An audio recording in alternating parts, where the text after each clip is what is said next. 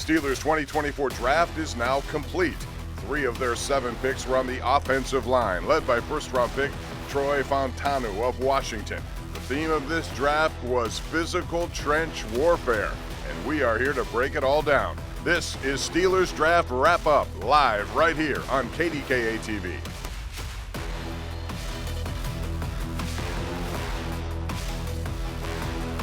Welcome to the UPMC Steelers Draft Wrap-Up Show. Troy, what's up, buddy? Hey, welcome to the Bird, brother. Hey, you're up. 7 out of 20. Hey, man, you and me both, man. We are so excited to have you. Look forward to getting started, man. You're our type of guy and player. All right, Mike Tomlin welcoming another Troy to Pittsburgh, Troy Fautanu. As you look at a shot at UPMC Rooney Sports Complex, that's where all it happened this weekend.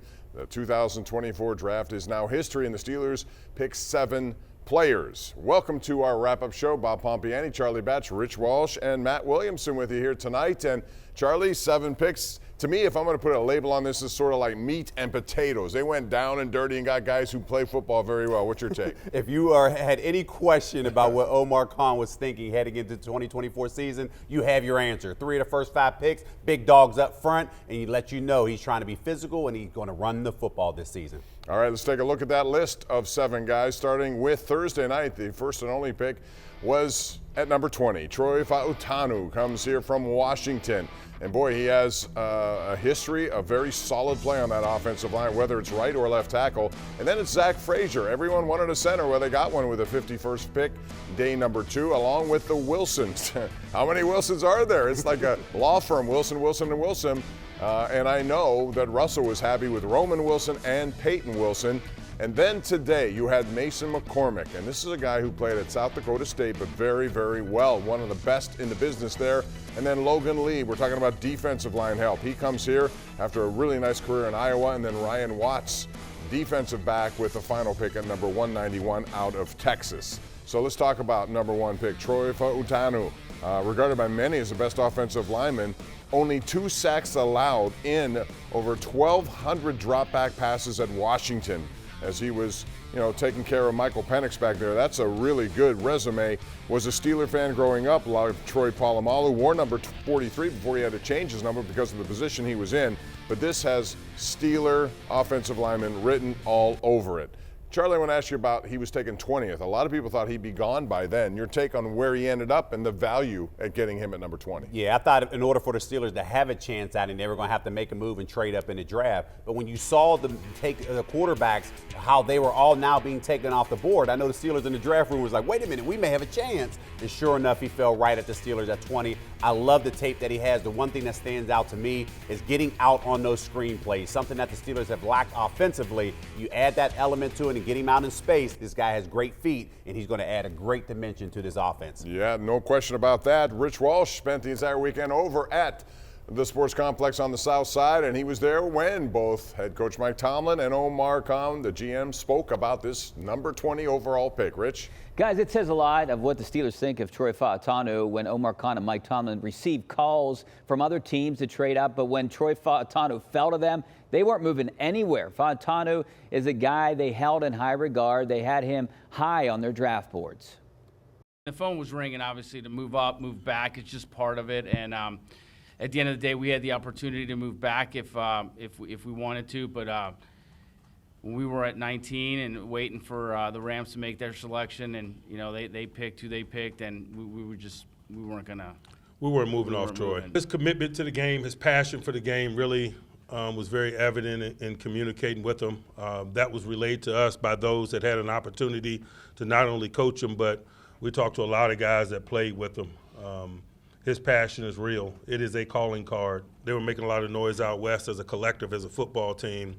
And so I can remember laying in the hotel room watching them late one evening, and it was just really impressive schematically, the things that they were doing that highlighted his skills.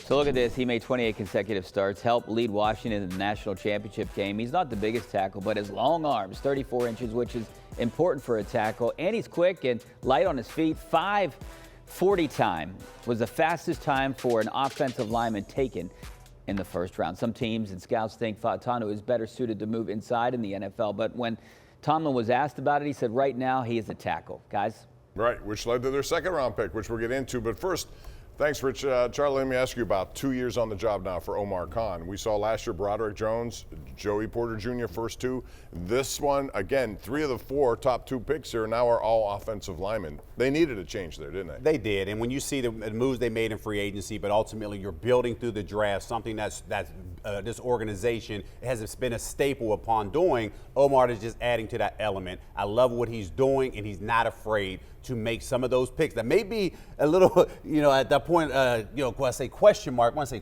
but unpopular to certain people. When you look at what he's capable of doing, it's like, no, we're going to be a physical team, something he's always talked about, and you see those moves being made over the last 2 years. And nobody's smiling more than the running backs in the room, right? And when you Najee Harris, Jalen Warren, they got to be happy. That 1-2 punch right there, that's exactly what you want. This guy is very impressive, and Troy Fautanu came to Pittsburgh this weekend, was over at the stadium today for the draft party, and he also had a chance to sit down with Missy Matthews of Steelers.com and Steelers TV for a one-on-one interview. Troy, officially welcome to Pittsburgh as a member of the Steelers. You said it was a dream come true for you. Has it sunk in yet? Does it feel real?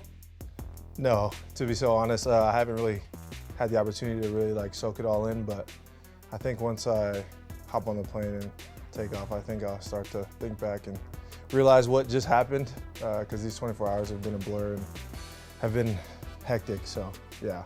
Who all was at your draft party, and why was it important to have all those people with you for such an important moment? Yeah, basically had pretty much close to my whole family. It started off supposed to be around 50 people, and then you know how that usually goes. It turned from multiplied by 2 is 100 people there. But I wouldn't have traded it for the world, man. Everyone that was there was supposed to be there. You know what I mean? The one biggest thing that I wanted to happen was that I shared that moment with my grandmothers, which is what happened. And those two, they have put so much time in, trying to take care of me when I was younger. I lived with them when I was younger. I'm very close to them, and they just don't travel. So it was really important for me to be there with them. And then the rest of my family, just getting to share that moment with them was something I'd never trade for the world. So. And you got to bring mom, dad, and sister here, right? Yep. To Pittsburgh. And Dad is the Steelers fan. That's how this all started for you? No, so I started as the Steelers fan. You started it, Yeah, okay. I was going against the grain. But yeah, it was actually me. I grew up, I'm like, who's this guy? Troy Polamalu, he's got the same name as me. And I'm like, oh dang, this guy's good. And then it went from that to being number 43 in Little League football. And then from then on, I just continued to watch the Steelers and just loved everything about the team. And here I am today. It's crazy to say that. Also, your fandom for the Steelers, of course, fans dug up some old tweets, some good tweets supporting Ben Roethlisberger, the offense. Who else did you like besides Troy? Ben Roethlisberger was I was a big fan of his. I was a fan of James Harrison, Ike Taylor. When I seen him today, I was starstruck, but I tried not to be a fanboy. On the O-line, David DeCastro, Marquise Pouncey. But yeah, just a lot of the guys when I was in middle school, high school growing up, just watching them play, man, it always was a dream of mine to play here in the NFL, honestly, so. All right, Missy, thanks very much. You got to love the guys who love the history of the team and the organization. Coming up, what happened on day number 2. We're going to wrap that up next right here on the Wrap-Up Show. Welcome back to the UPMC Steelers Draft Wrap-Up Show. Well, you heard Mike Tomlin talk about the fact that Troy Fautanu, versatility, but he will not be a guard or a center here, and that meant they still needed a center. So they're looking at a couple of guys. Jackson Powers Johnson was taken, but that left this guy available, and that would be Zack Frasier. Everybody knows about him. West Virginia, was a workhorse, got injured. But man, that guy knows how to play center, a great resume. Charlie, let's talk about that. Your impressions of him, and why was it important to get him in the second round? Yeah, they've been trying to fill this void ever since Marquise Pouncey retired. And when you released Mason Cole in the manner you did in the offseason, guess what? That was going to be a position you were targeting. Didn't sign anybody free agency-wise, but here you are now in the draft, and you found your man. And when you look at everything he's capable of bringing to the table, he is going to be a day one starter, and he's going to be able to pick this offense up and lead the charge, and that's what you need at the center position. And a lot of people love this pick, and Rich Walsh was over there once again when the Steelers had an opportunity to talk about what Zack Frasier will mean to the Pittsburgh Steelers. Rich, let's talk about that. Well, a lot of experts and fans Thought the Steelers would address the center position in the first round. That didn't happen because Fautanu fell in their laps, and lucky for them, Frasier made it all the way to 51, and it was an easy call to make. Frasier could very well be the starting center day one for the Steelers, like Charlie said, and he's hoping all along to get that call from the 412.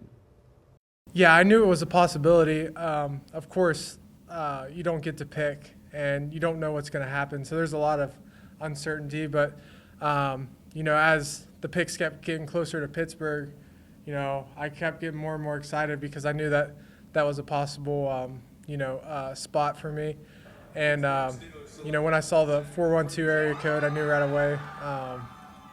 Actually, in our meeting, when I came up here in the, pre-draft process, Coach Tomlin was joking around. He's like, don't answer the phone unless it's 412. So once I saw it, I knew right away.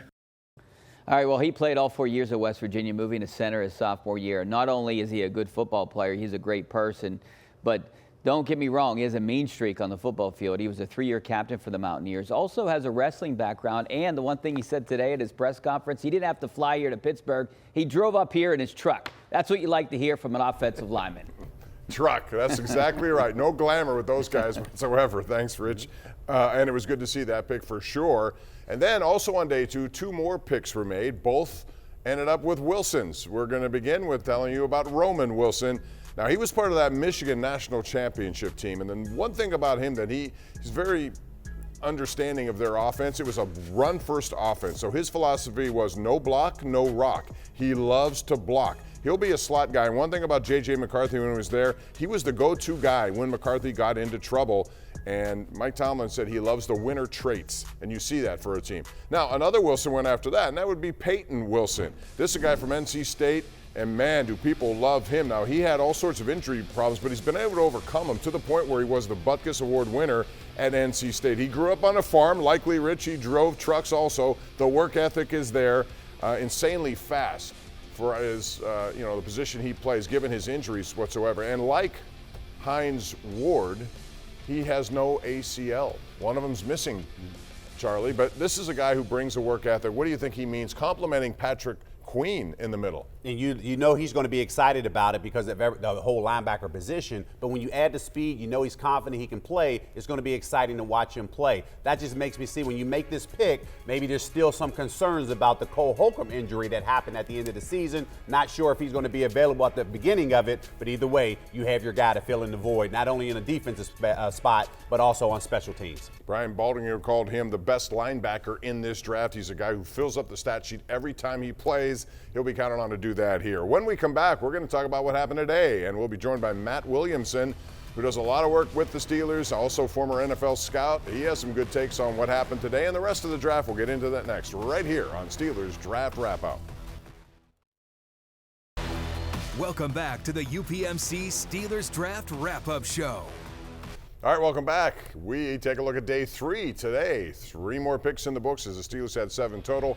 And this is what they did today. They went right back to the offensive line. Mason McCormick out of South Dakota State, FBS, but he's one of the best in the business. Was so happy, a Steeler fan like so many of these guys, and also grew up on a farm.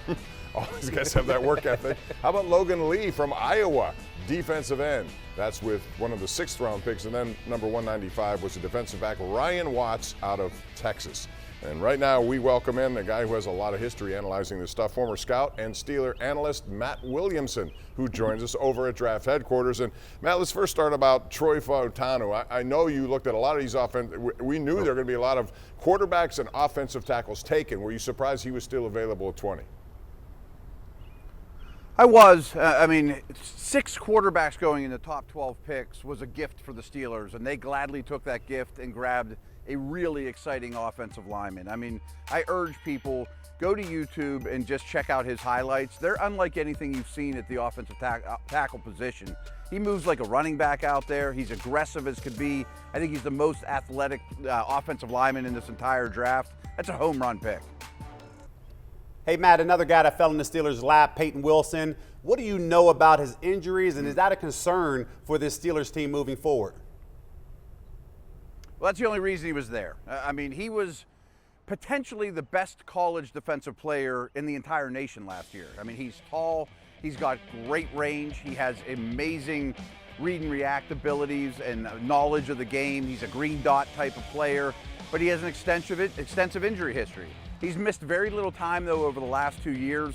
His injury history, shoulder and knee, goes back to high school. So I'm sure that dinged him on some boards. He's missing an ACL, but I think he's a play right now player. That's not a pick for the future. And that's a theme of this whole draft. If you look at their top 5 picks or so, they've played a lot of snaps at the college level and are ready to contribute now. And he's also Bryce Wilson's brother, guy who pitched here for the Pirates. And yeah, I think the guy has overcome so much. It's pretty cool to see. Now let's talk about Logan Lee, because he's the only guy they took for the defensive line, and everybody knows they're getting older at that position, although they expect more from guys like DeMarvin Leal and Loudermilk. But what can Logan Lee do to help, Matt? This is a guy that has a lot of Aaron Smith, Brett Kiesel coming out of college traits. I mean, he's very tall, he's long, he's lean, but I think he's a pick for another day. I think you play him a preseason, try to add 10, 15 pounds of muscle on him, ability to handle bigger blockers, and maybe you have something a year from now. Yeah, he's got, I saw at Iowa, 28 quarterback pressures, which is pretty interesting. It's one of the top numbers in the Big Ten. He's also a game disruptor, but I think you're right. That's a luxury, right? Just that he could be in there to help at special teams or whatever and just wait and see what he got with him. Absolutely, and he also has a great penchant for batting down passes and blocking kicks with his length. So he's a tough guy. I just think he needs a little more sand in his pants. I like that. All right, Matt, thanks very much. I appreciate your expertise. It's hey, got to have sand in your pants. Why not? If you work on a farm, you got dirt in your pants for sure. So we can make that work. Thanks for joining us, Matt. He's a disruptor. There's no question about that. They have a lot of those guys. Coming up, we're going to take a look at the offensive line, which has drastically changed from just 2 years ago. We'll look back then and we'll talk about it now. All coming up right here on KDKA. All right, welcome back as we continue our draft wrap-up show. Let's talk about how things have changed on the offensive line, because everybody knew they had to get better. And this is what it was a couple of years ago, and then we'll show you what it is now. So, 2022, it's Dan Moore, Kevin Dotson, who's moved on to a real nice paycheck with the Rams, Mason Cole, James Daniels, and Chuks Okorafor. That was 2 years ago. Now, how does it look right now? We're going to assume Broderick Jones moves to left over there, then Isaac Seumalo, Zack Frasier, James Daniels, the only holdover, and then Troy Fautanu, and I wonder what it means for Dan Moore. But let's talk about what side of the tackle position do you think these guys are going to occupy, as it's stated there, or flip them? It's really too early to tell. And I think, the obvious choice, you would think that Broderick Jones would go over. But if you go back on history, Mike Tomlin didn't immediately name Broderick Jones the starter. Chuks Okorafor stayed there, and it took a long time for him to get into that lineup. So I think this is all going to be something that plays itself out, and that's going to start May 21st when these guys start the OTA practices. Yeah, no question about that. And it wasn't until Chuks Okorafor did something that got himself out of the lineup that Broderick Jones came in. Wide receiver, they only picked one. Roman Wilson. They need more help there, don't they? What do they do? They do. I mean, Roman, this is a speed guy, but you also have a speed guy here already who's on the roster in Calvin Austin. So it's going to be interesting to see how that plays out. We don't know if Roman can go over to the wide receiver and be opposite of George Pickens. So again, that's going to remain to be seen. But I think right now, based off the way everything is set up, I think they're going to go with the group that they have in the receiver room right now. Roman Wilson looks like a good slot guy. He can be in there and make some things happen. We thought the same of Calvin Austin, but they need more help there. We'll see how they handle it, and they have undrafted guys coming up as well. When we come back, we're going to take a look at some key dates pertaining to the Steelers and the NFL, because this is a year-round thing now. Day to day, it's still NFL #1 on the list. We'll talk about it next. All right, welcome back to our draft wrap-up show. Today was a busy day over at the FedEx Great Hall. It was the draft party. Charlie, you were there. Had to be festive. Oh, it was electric over there, man. The fans are super excited about it, and they were paying attention to every move the Steelers were doing today. A lot of people showed up. There's Cam Hayward doing his podcast, interviewing he's taking on his media career already. He's moved right on. So it was a fun day for sure. Another thing people are going to be looking at is some of the key dates moving down the road here, because there are a lot of key ones. The NFL never stops providing you with a lot of stuff. Fifth-year option, real quick. Najee Harris is up for May 2nd is the deadline. Yes or no? I say yes. He's been working out really hard, no doubt. Then rookie minicamp begins May 10th through the 13th. OTAs several weeks from May 21st to June 6th. Then a mandatory minicamp before they take a break, and then TBA for the training camp. We don't know that because we don't know the dates of games. We're going to find that out also coming up in May, and then the season opens with back-to-back games on Thursday, September the 8th, Brazil, September the 9th. It's going to be a crazy night. Charlie, thanks. Always a pleasure. Appreciate it. Appreciate you. All right. And for Charlie, Rich Walsh, Matt Williamson, along with Missy Matthews. And now you're looking at the south side. Ian Smith, the drone operator over there. It's a beautiful night as the Steelers complete the 2024 draft. Thank you for joining us. We'll see you again as this season progresses right here on KDKA.